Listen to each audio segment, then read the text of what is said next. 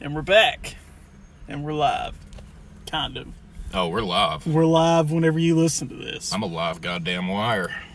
Yeah, that's a secret about this show that you guys probably didn't realize. That every time that you listen to it, it's actually just us. Yeah, live. Every time. Live. And then you see it later. Yeah, and then you see it later. And then we reenact it on your TV, phone, computer screens. Exactly. Live every time. This is a brief understanding, and it's actually a lecture about how time works. Yeah. So the question is not where are we? It's who? When are we? Oh, that's even deeper than who are we? Who are we? All right. Well, so today, It's a very special day. I thought we would talk about a little thing called love. Well, no. Crazy little thing called love. Jeff, the Talking Mongoose. I know a lot of you are like, what the fuck? So was I. And I still am. I'm kind of interested. I didn't get any background on this. I am in the same boat you guys are. Let's take this ride together. All right. So, for those of you who don't know what a mongoose is, it's like the size of a gopher, and it looks like a miniature fox, kind of. Tad bit. It's a little violent. It's got a really fluffy tail like a fox, but it's got a body kind of like a ferret. That's what they look like. Yeah. I mean, goofy little fuckers. Like. Yeah, they're also known to be, pretty hostile and very skittish. Yeah. So, at the end of their lives, they turn into bicycles.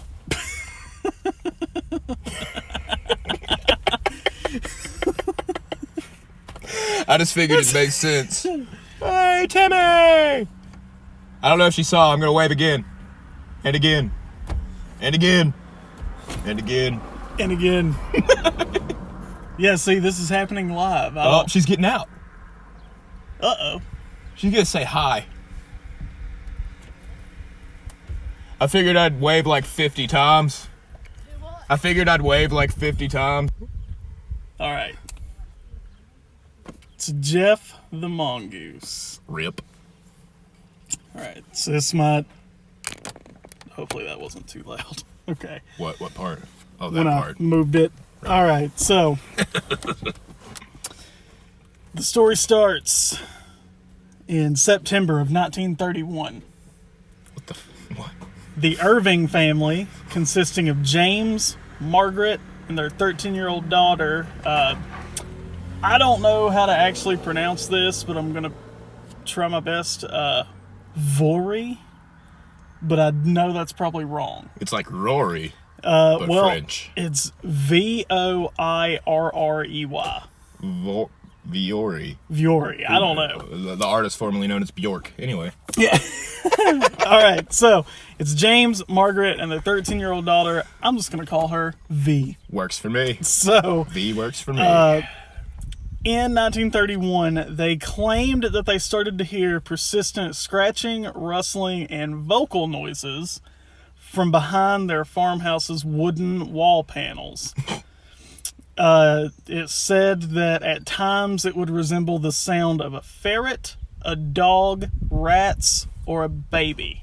Or a baby. I like how the ending is. Or a baby. It could very well be a baby in there. All right, so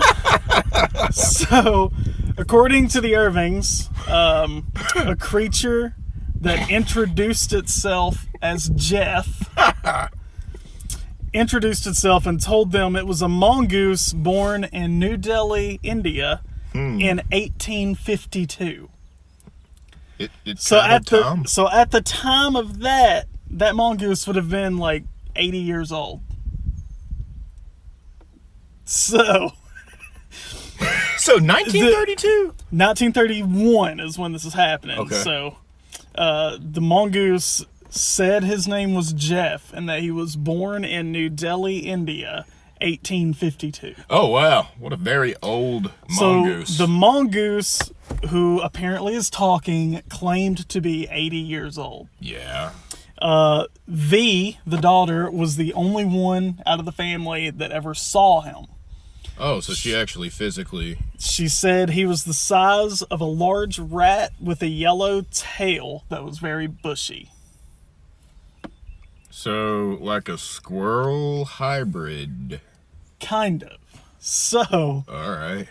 The Irvings say that Jeff communicated to them that he was an extra, this is, quote, an extra clever mongoose, an earthbound spirit, and a ghost in the form of a mongoose. He once said, I am a freak. I have hands and I have feet, and if you saw me, you'd faint, you'd be petrified, mummified, turned into a stone or a pillar of salt. That got biblical really quick. So the Irvings made various claims. One of them is that he supposedly guarded their house and informed them of the approach of guests or unfamiliar animals, which was in part true, because people who would visit them, the Irvings would know who the people were before they arrived. So that's kind of creepy. They would know who was there before they got there.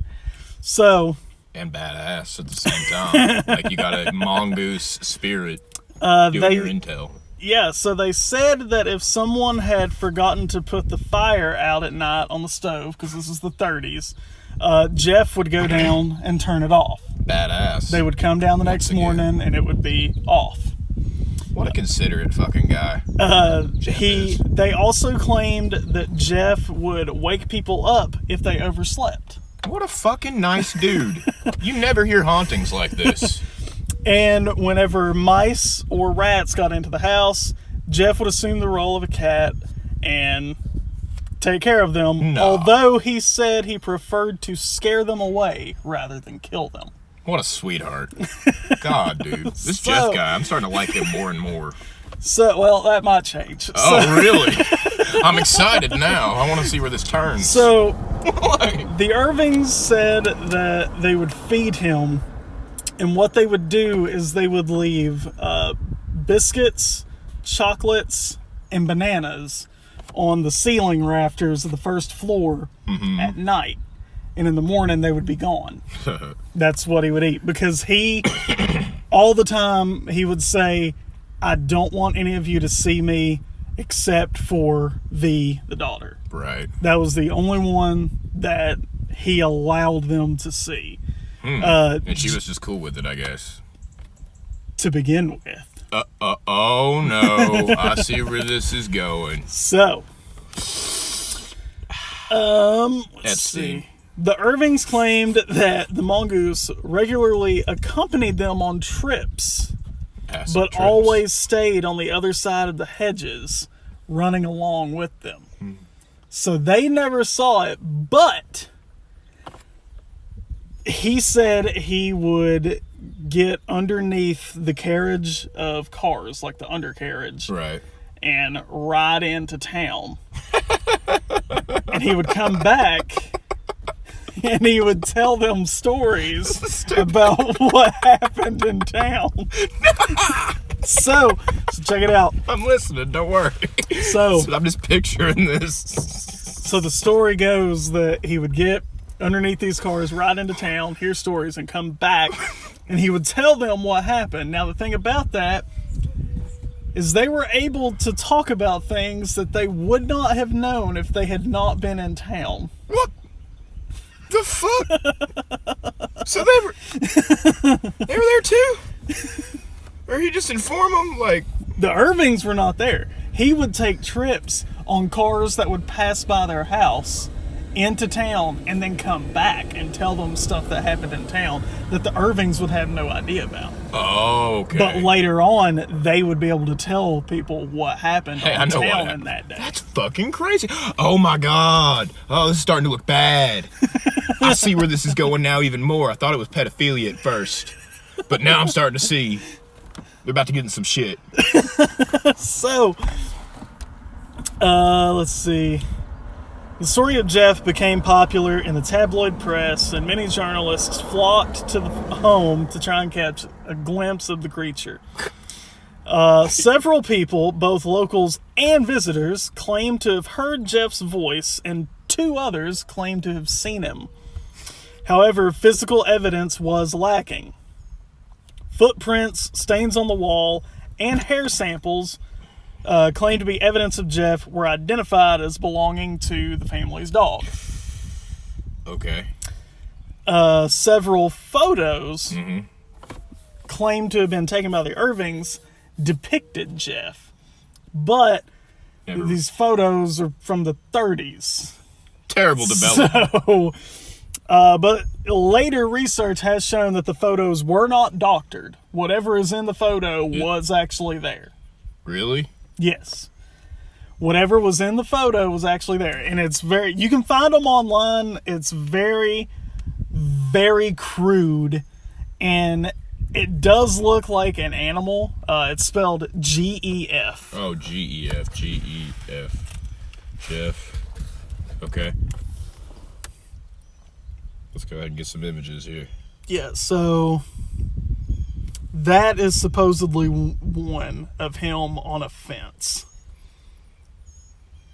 And it's very grainy and very hard to tell what kind of animal it is. It really is, dude. That's creepy. But the picture has been proven to be real and not doctored.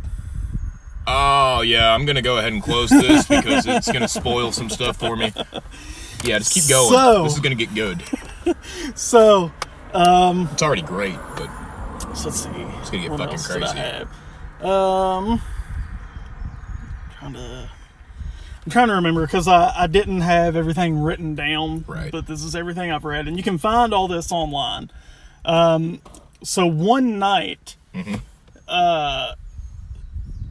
Jeff did not like the mom, Margaret. He really liked the daughter, V. He tolerated James, the father, but hated the mom, Margaret. Wonder why. So, one night, I can't remember exactly what happened, but Jeff would sleep in V's room. Okay. James went into the room and made almost like a fireplace in the wall, but it was kind of just like a place with a little shade-like thing that came down. Right. And that's where they claimed Jeff slept, was in V's room in that little hole in the corner. So, right.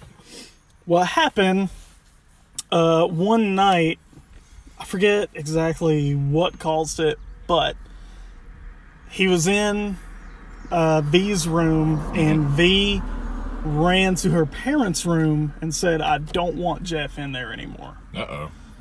And then apparently they heard Jeff coming to the bedroom where all 3 of them were. And V was like crying, like upset. So James shut the door, and they said that they heard beating on the other side of the door. And Jeff just kept saying, "Let me in, let me in." And I forget what the quote was. Something about, "I will always follow her," or something real creepy. Right. So that story can be found online. I can't remember exactly, but if you guys want to look it up, you can find it online. But yeah, so that was when things started taking a turn. And she did not like being in the same room as Jeff. And when they said that Jeff would talk after that, he was very rude, like upset a lot. So they were like, okay, maybe we need to get rid of Jeff. Yeah. I bet you probably would feel that way.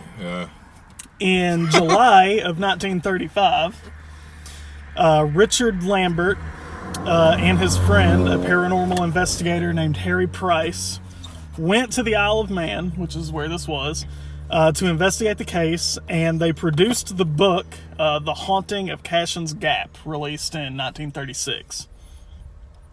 They avoided saying that they believed the story, but were careful to report it objectively. So, if you read that book, the way it's worded, they don't say if it was true or not, but the way that they word it makes you think that they experienced something. Really? So, the book reports how a hair from the alleged mongoose was sent to Julian Huxley, who then sent it to a naturalist scientist, Martin Duncan, who identified it as a dog's hair. So that was the evidence that they had found that was proved to be from the dog. They thought that the dog hair belonged to their dog that they had named Mona. Let's see. Apparently they found tooth marks, though, that did not match the dog and were not human. So, let's see. They did research on those, but he could not prove that they were made by a mongoose. But he also could not prove what they were made by. So, the tooth marks. So basically, I can't remember, either the mom or the dad died in like 1940. Right. I think it was the dad. And so the mom and V left that house. Right. Jeff did not go with them. They reported nothing at their new house, whatever. Okay. And the house that they lived in got sold.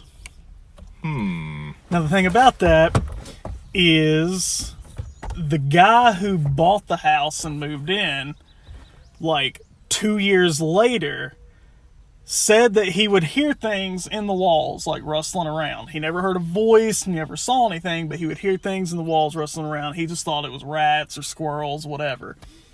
So, one night, he ends up shooting something. Right. And it was not a rat. Naturally. It was not a squirrel. Naturally. It was also not proven to be a mongoose. It was just a thing. It was just some kind of animal. Wow, it's like an animal that literally has never existed before. Man, that guy gets to brag, though, if you think about it. Yeah, I shot this fucking fake-ass animal that's actually real. Yeah, and so... so they don't know what it was. They speculate that it was like a mutated, like, rat-squirrel type thing. I can see that. Like a hybrid type thing. Were they near New Jersey? No, they were in the Isle of Man, which is in Europe. So, just a little tidbit of nuclear waste humor. But after that, they took a picture of it and sent it to the daughter to be like, "Hey, you saw this thing. Is this it?" She said it wasn't. Uh-oh. So, the man, after he shot that thing, said that he never heard anything else. He never heard voices, anything in the walls after that. And V, to the day she died, which was just recently, just a few years ago. Whoa. She said that it was real. Up until the day she died, she claimed it was real. One of her last words or phrases, when asked about it, she said, "I wish he would have just left us alone." I really can't blame her there. That guy sounds... I mean, whoever this fucking thing is... Jeff that manifested himself as like a fucking rodent. He sounds real fucked up. Yeah, following around a kid and shit. So, let's see. I'm trying to... if I can get it to pull up. Let me see. Oh, okay. Oh, I'll pull up, motherfucker. I've got it here. I got cousins. So, okay. All right. Let's see. There we go. I couldn't get that itch, dude. I got it now. You got it now? Oh, it feels good. So, some psychic investigators thought that Jeff was a poltergeist or a ghost. Skeptics, including residents of the Isle of Man, which is where the house was, believed that the Irving family had colluded to perpetrate a hoax that was originated by the daughter. They're all in on it, yeah. So, according to Joe Nickel, researchers have suspected that V used ventriloquism techniques, the effects of which were hyped by family members and reporters in search of a story. So they thought, for whatever reason, this 13-year-old girl taught herself how to be a ventriloquist. And so they didn't think that she was controlling like a puppet. They thought she was like throwing her voice to make it sound like it was coming from different corners of the house. Oh, yeah, because you can just learn that. At 13 randomly with no one to teach you. Yeah, you can just learn that shit. This is 1931. This isn't like, oh, let me just hop on YouTube and see how to do this. You know, You really like, had to work at it. Yeah. And I mean, for her to do it at that age, she would have had to start like 2 or 3 years prior. And she would have fucked up. Somebody would have known. She would have fucked up like once. Yeah. And then Dad would have been like, you fucked up. I see right through your bullshit. And you would have never heard about Jeff. Yeah. So, I mean... This is bullshit. What they're saying, not what she's saying. Yeah, I believe her. So, yeah, I mean, no one knows, and all the evidence that they find can neither prove or disprove that it happened. Nothing. Like, even the people that wrote that book, they were like, yeah, it could be a hoax, but here's some reasons how it couldn't be a hoax. Like, you know what I mean? It could be, but it couldn't be. It's like 9/11. It is But like with a 9/11. mongoose, so it's even more fun. Okay. Imagine if that plane got hijacked by mongoose. Mongoose. Are you sure it's mongoose? I don't know. I'm gonna look that up. We're going to find out. Mongoose. Just Let's see. Plural form been a totally different story. of mongoose. I forget that you don't have service. I've got this. I'll figure it out for us. Let's do this shit. Oh, here it is. The form of the English name since 1698 was altered to its goose ending by folk, whatever. The plural form is mongooses. Mongooses. All right, so just imagine. Yeah, you get what I'm saying. It would have been a different story. Were they still from Egypt? No, but they had a click language. Egyptian mongooses. Egyptian mongooses from Iraq. It's all starting to make sense now. You know what we should do? We should just make our own conspiracy channel, but instead of real conspiracies with actual evidence and things of that nature, we just make stuff up and just bullshit it. Like 9/11 was conducted by Bill Clinton because he wanted to get more cowboy hats sold in America. And the only way to do that was to attack George Bush and make him famous because he's the biggest cowboy of them all.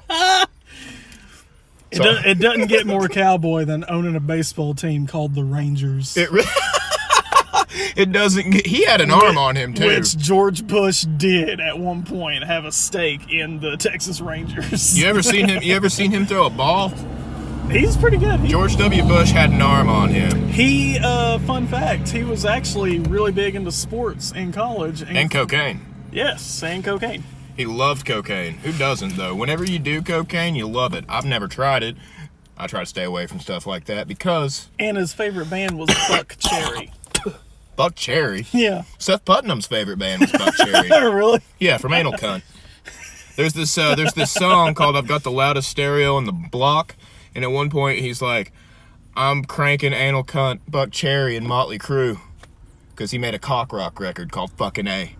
All right. That's what he called it anyway. He called it cock rock. Cock rock? Yeah, because it's like Motley Crue and stuff. Okay. Yeah. Is that like a play on the yacht rock?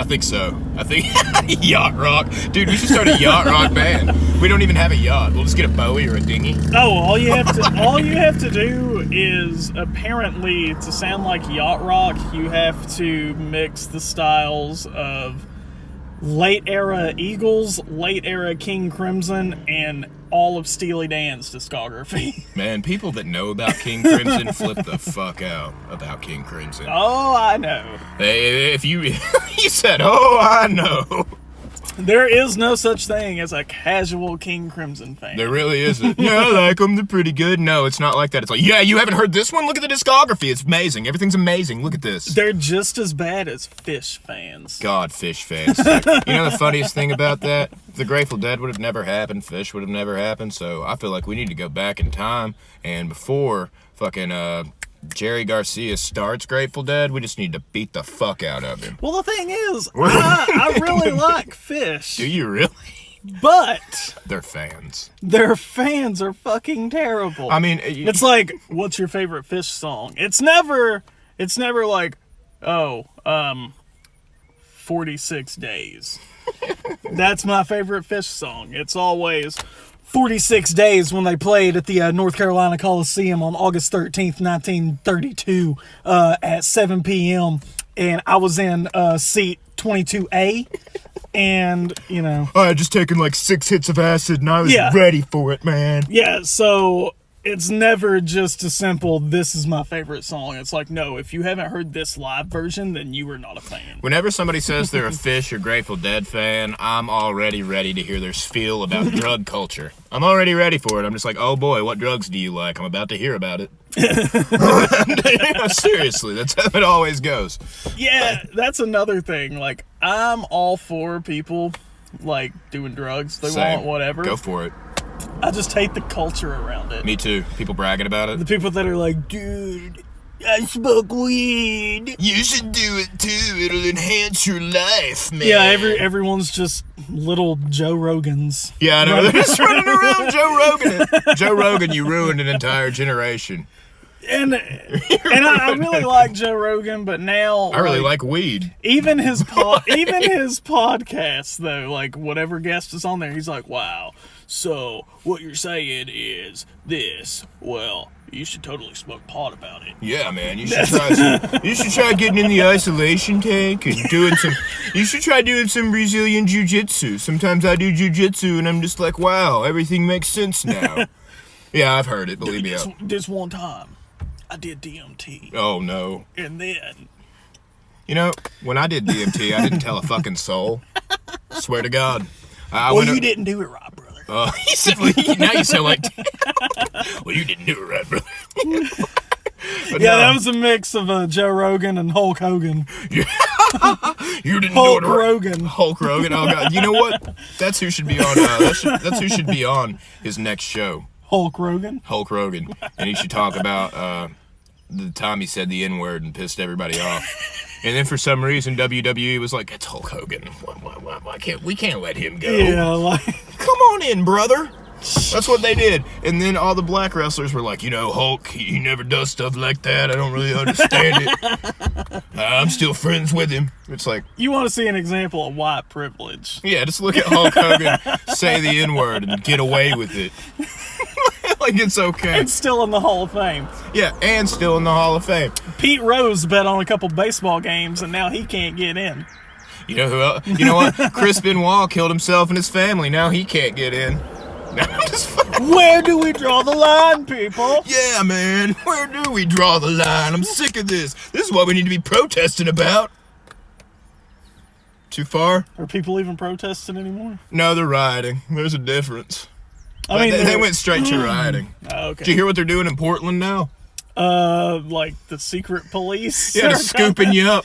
They're scooping you up off the sidewalk. Dude, it's crazy how all the conservatives are forgetting to like rebel against the tyrannical government. I know, right? Oh my God, I can't wait. I can't wait to take my stand. I'm gonna form a militia. The Second Amendment is there to take care of tyrannical governments. You're forgetting to take care of a tyrannical government right now. Oh, they're picking up black people on the street? Don't worry about it.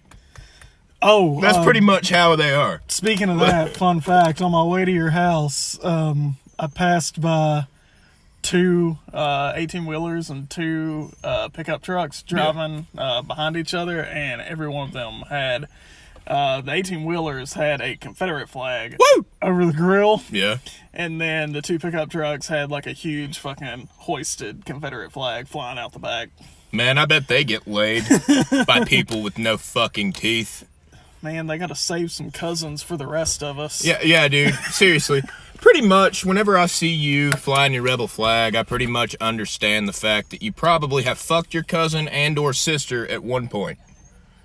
Unless you're honest about why you like it. I like the colors. Like, I'm racist. I like the colors. If you just come out and say, I'm racist. I'm okay with you. Well, I'm not okay with you. I'm not okay. I'll respect it a little bit, though, in a weird, fucked up way. Yeah, it's whenever you start talking about how, like, it was about states' rights and stuff like that. About racism. That's when I just want to smack the last tooth you have out of your mouth. Well, you saw what Abe Lincoln said. He said that, or no, it was Robert E. Lee. Robert E. Lee. The quote that he said was, "I would free every slave to avoid this war."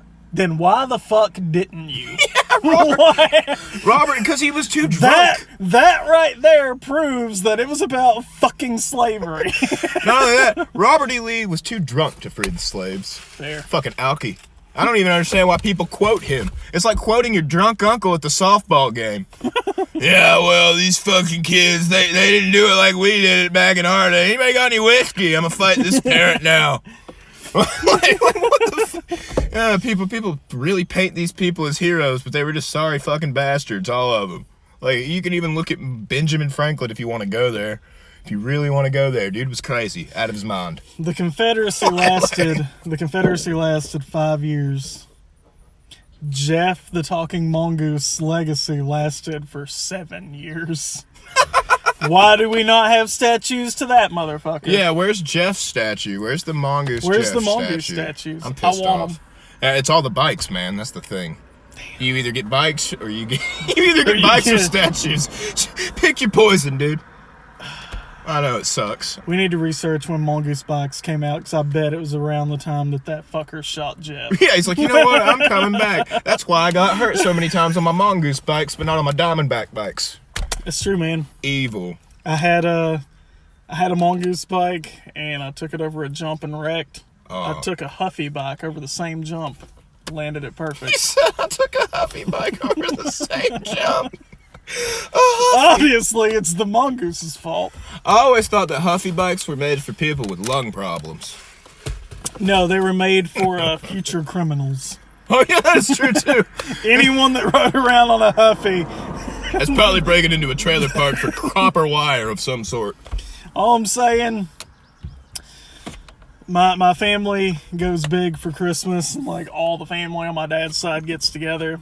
Every year, there's always one cousin that's not there because he's in jail, and he rode a Huffy. I bet there's one uncle or aunt in the background that's like, I should have never got him that Huffy. Ever since then, he's just been stabbing kids and smoking cigarettes. He has a leather jacket. Oh, well, no, because, see, his mom, funny story about a little bit of my family, his mom doesn't talk to anybody now because it's my dad's sister. So it's, my dad has one sister and two brothers. Mm-hmm. My two uncles, Pat and Mike, they're not like wealthy, but they're pretty well off. And my dad is like very, very middle class. Oh, right on. He's kind of middle. So so she wanted to open up a, you actually might know this store when I tell you the name, Smokestacks. No. That was out at the go-kart track off of Highway 126. Unfortunately not, but I would love to have. So she owned that. And she opened it with money that my dad and two uncles loaned her.